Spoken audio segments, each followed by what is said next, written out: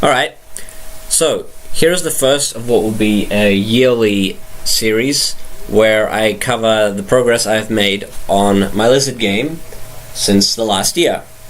Now, the Lizard game is a passion project of mine that I started work on about a year and a half ago. Very proud of it.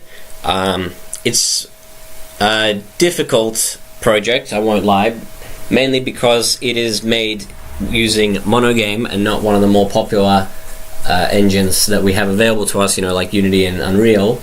And the major difference between Monogame and those more popular engines is that Monogame doesn't really hand anything out for free. It's, whereas Unity and Unreal have an inbuilt physics engine, Monogame doesn't. In fact, you have to program it all yourself. Now, for me, that's honestly preferable. I've actually been making games since grade 5, and not that I've finished a lot of them, mind you. I've actually started them, given up halfway through, or found some other interesting idea that I'd rather work on, and it's kind of gone like that till where I am now, where I finally, it only took me, how many years now? 10 years to learn to just stick with one idea and not keep constantly dropping one and picking another one up. So that's the side. I'm sure a lot of, maybe one or two of the people watching this, of the 5, will understand that. If they make games themselves, it is pretty easy to get sidetracked and pick up a different thing. But this game I've managed to stick to, and it's definitely it's shown for it.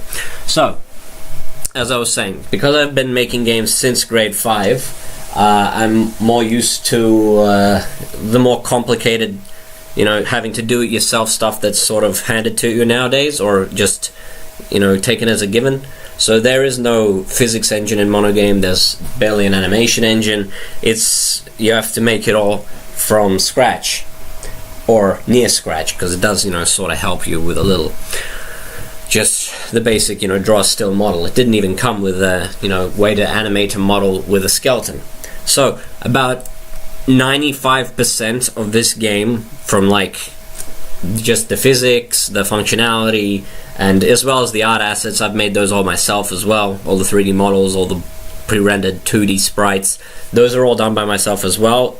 It's, maybe not the smartest idea to make a game all by yourself at this point. I am actually looking for a few recruits, but I'm cool with the way it is.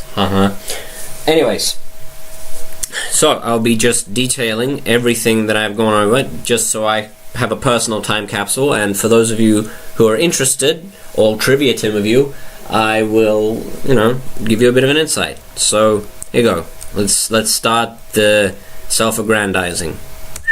Unpaused. So here we have Mr. Unnamed Lizard. His animations are they're a bit work in progress.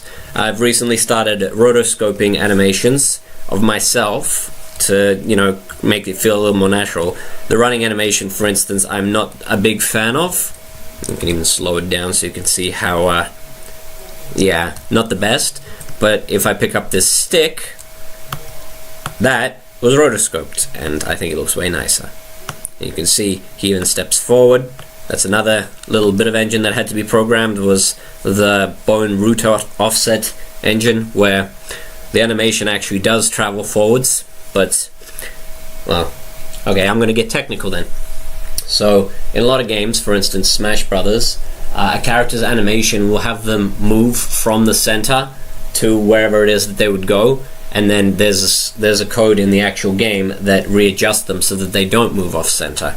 So when my character, slow it down, when he does this, his position is actually where he used to be before I pressed the button, but the game just updates it so that he travels as if he was moving oh man, this is hard to explain. You know what? Not going to explain it. Screw it. Next thing. So the core mechanic of my game, I wanted to have it so that you just, like in Mario Brothers 2, you pick things up, you use them to fend for yourself, and then when you're done, you just throw them away. So that kicking animation is a little bit work in progress. So my hopes is that eventually it'll create for some interesting action where there are enemies you don't have a weapon, and you run away from them, you roll into a thing, you pick it up, you go, what? Oop, that's the blocking. You pick it up, you go, that, and then you throw it at them, and then you pick up a different thing, and then you get the idea.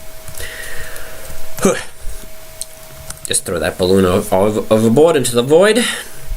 So that's the basic idea. I'm not entirely sure how it will work, because I do intend to have hefty puzzles, and one of the problems I find whenever I just conceptualize some of these puzzles is that if I just leave the object in the room with the puzzle, it's going to be blatantly obvious you're supposed to use the object. So I have to, come up with creative ways to just not make it a case of Skyward Sword, where you come up to a locked door and then you just look around and there's a thing, basically just a sign saying this will open the locked door if you hit it and stuff, that kind of stuff. I'm going to be dissing Skyward Sword a lot in my head today. So you can see how some of these objects interact. You can obviously pop balloons with it, or you can jump on a balloon. Ignore that little diamond underneath me, that's just a little bit of a debug thing, excuse me. So I should probably start explaining what some of the things are. So this is a stick. Duh. It can be gotten from hitting a eucalyptus tree. Now, eucalyptus trees are kind of infamous in Australia for, if you were to be underneath one, it would be dangerous for you, as they tend to drop their branches at random, like seemingly random, so it makes them a perfect kind of dispenser of this, which is going to be a strong weapon, but a fragile one, so it's going to break if you hit stuff too many times. And no, not like Breath of the Wild, I don't plan on having very many destructible weapons. In fact, most weapons will last either almost no time at all, like the balloon, or they will last you forever. It's just, since the sticks will be easy enough to come by, and they're quite overpowered with the arc that he swings them in. You can even see the hitboxes. Whoa. That's why I had to kind of nerf them to be a little restricted. Anyways, so you can also block with them, like this. He'll just hold it in front of himself. Every single pickup is both a weapon and a shield, and obviously if something were to hit me, it's not currently implemented so I can't show you, but if something were to hit me while I had it in shield form, then it would just snap. And another thing I'm planning on having is when the stick snaps, it doesn't become useless. You hold onto the stub of the stick and it becomes like a little crappy dagger. So, like lots of little interactions that just make it for a lot of weapons. If you want to compare it to something, think Kirby Superstar, because I want to have, like, every weapon has a few different actions. Like, here's my air swipe, which is a temporary animation because this one was hard to rotoscope. Woohoo! Anyway, so I'm going to get rid of this. So, this skull fellow is actually way too big at the moment, but that is a cubozoa, or what's commonly known as a box jellyfish. Very dangerous jellyfish that we have in Australia. Don't want to get stung by them, hence the skull shape. And naturally, he's entirely pre-rendered. This enemy's actually almost done, because outside of this animation, it doesn't need any. It just needs to, lazily follow you. But he's just been there as a test for quite a while now. Made for some fun times, because whenever I reset the game, the camera would automatically center on it, and there would just be this weird skull jellyfish for a second as the game reloaded itself. So here is a balloon. As I showed, you can jump on them. You can also hold them and carry them like every other weapon. Their actions aren't currently programmed. You can see that's not what you're supposed to do with the balloon, but you can fall slowly with the balloons. Whee! Compared to not falling slowly. And that will have an animation someday as well. And look at that glorious 2D, 3D interaction. It looks like he's really holding it. Let's slow down, make that look real sexy now. Yeah! Kick. So, without further ado, let's talk to Joey. Unassigned NPC error. Okay, so yeah, he's in testing land, so that's why he's currently saying that. You can see he's actually wearing a little school uniform with the little Australian hat and blue shirt. Very, very traditional. And yeah, even the text box looks like a sign that we have around here in the bush, where you just get a bunch of interesting information on it. I've even made the font the same. Copyright Australian Government, Canberra. So let's have a look through this door. Yep, doors work as well. So here we have some enemies. I'm going to dodge their attacks for now. these are the Bombies, or Bilbies, as they've been incorrectly called. They're actually hopping mice, but for some reason everyone in Australia calls hopping mice Bilbies. They're not. And you can see they look quite cool. They got the little shades on and the forked crap. Yeah, so I don't know if you saw that, but one of the bugs that I've currently had to deal with is transparency in my game. Due to my use of 2D sprites, because as you can see it looks very N64-ish, I've had to, 3D games don't like transparent 2D sprites, is what I'm getting at. You can see on the floor, here are some coins, actually giving off sparkles every now and then. There was one. And they're entirely 2D, like Mario Kart. Why I did this was just because it looks bad, and I like it when things look bad. I think it looks better when it looks bad. And here is the aforementioned eucalyptus tree. Looking a little too bad for my standards, but I might have to keep it this way because I really couldn't get it to look any better.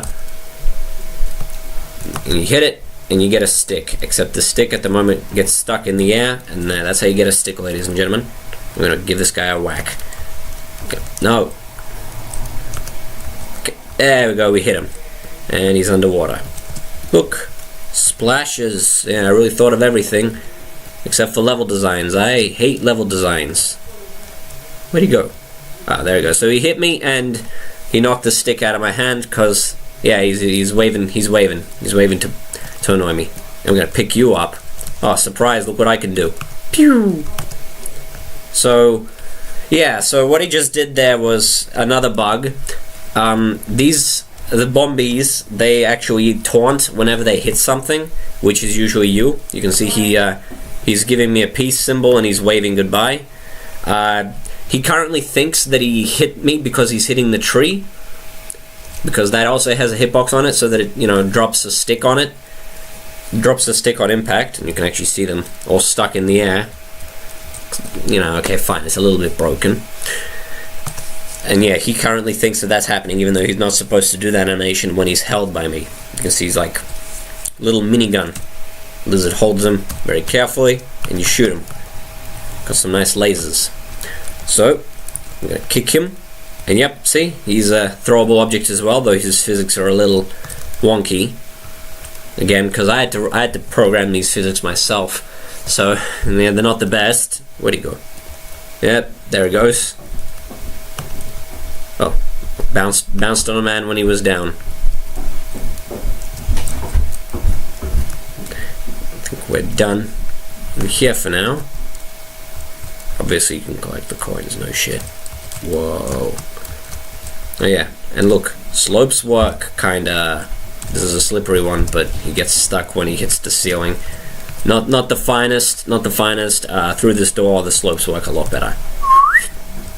So here we are in a completely different environment that is not textured as well as the other one. This is definitely work in progress. You can see I'm splashing in the water because it still thinks there's water here, even though there's not. And look, slopes in a 3D game. How about that, guys? Whoa! Actually, it's more impressive in a 2D game than a 3D game, but still. And here is a true staple of the Australian childhood, walking on these things.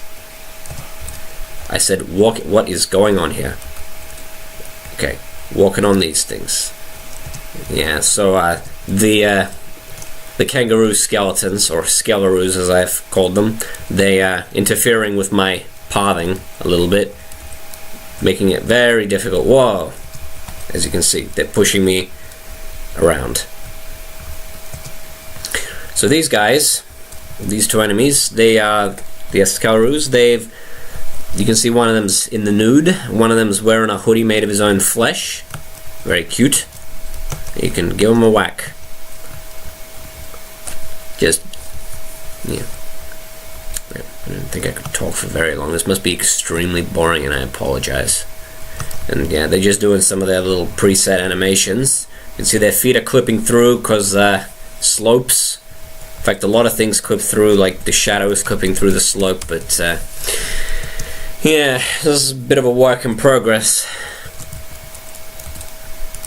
Yeah, these guys are actually not as finished as the Bombies are, so I'll leave them alone for now. One problem that I currently have when transitioning between rooms is they remember everything that happened. These guys are still in the water where I left them because the rooms are still in memory. Unless you go 2 rooms in, and then it only remembers the last 2 rooms you visited. So this one actually respawned the skeleton enemy that was here before I killed it, before I started this video, by doing that. Yep, there he goes. And here's my stick again. So, door number 2. There's actually not that many more doors left. So here's just some more of my assets, more coins. I've got the rock item, which makes you do a really crappy little spin. Ta-da! With a slam attack that's not synchronized properly. You can see the camera shake way after I hit it. Or a ground slam attack. Boom. Boom. Uh-oh. Oh dear. Oh shoot. There we go. So yeah, that rock didn't reset my movement after I was done slamming it, so I actually couldn't move until I did that, which this is just the standard no item attack, which is really bad. And it exists, well, I was using it to reset my my attacking state, which, you know, the states don't, my character can still get state locked, which, you know, you can't public speaking, ladies and gentlemen. Screw it, eat the snag. Yeah, look at that. Look at that beautiful look at that beautiful 2D raindrop. Huh? Look at it. I'm going to show that again because I like it so much. These droplets took so long to make 2-dimensional. Whoa. Pure 2D. They look so good. It's like a rope in Gmod. Oh yeah, here are the cosmic balloons. After the 9 planets in our solar system, we got Mars, I think that's Jupiter, Mercury, Neptune, Saturn, duh. Look at it. It even animates, isn't that cute? You can hold Saturn like this. Jump on Pluto. Boing! Jump on that. Mess that jump up because I'm playing this on a keyboard. Not that you have to play it on a keyboard, but I've actually currently got a weird glitch on my computer which makes it always think that I've got a controller plugged in and it creates awkward interactions, and I just popped Earth and let's kill Uranus, you know.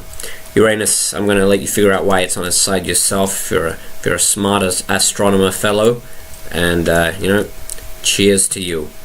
I'm going to eat this can of Queensland Bitter because I don't have a proper drinking animation, and of course it's alcohol because I'm an edgy kid. Look at that. Whee! Throw the alcohol away and hope it doesn't clip through the floor because it's got a very small collision box on it.